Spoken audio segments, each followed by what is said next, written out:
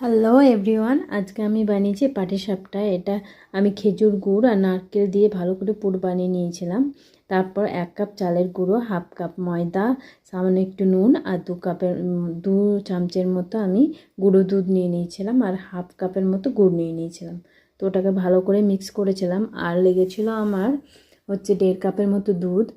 প্রথমে 1 কাপ দুধ দিয়ে আমি ভালো করে কিছুক্ষণের মতো ভিজিয়ে রেখেছিলাম। তারপর আবার আধখানা আমার দুধ লেগেছিলো। ওটাকে ভালো করে মিক্স করে পাতলা ব্যাটার বানিয়ে আমি এক এক করে তার মধ্যে দিয়েছিলাম, 1 হাতার মতো দিয়ে আর যে পুরটা বানিয়ে রেখেছিলাম ওটা মাঝখান থেকে দিয়ে ফোল্ড করে করে সামান্য একটু ঘি ব্রাশ করে ওইভাবে আমি পাটিসাপটা বানিয়েছিলাম।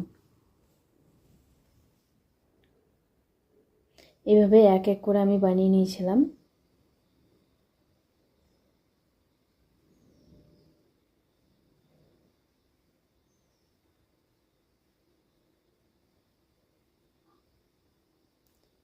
বানিয়ে আমি আমার বাড়ির ঠাকুরের যতগুলো ঠাকুর আছে সবাইকে পরিবেশন করেছিলাম আর আমরাও খেয়েছিলাম, এনজয় করেছিলাম। আপনারা যদি চান এরকমভাবে বানাতে পারেন, বেশ খেতে বেশ ভালো লাগবে।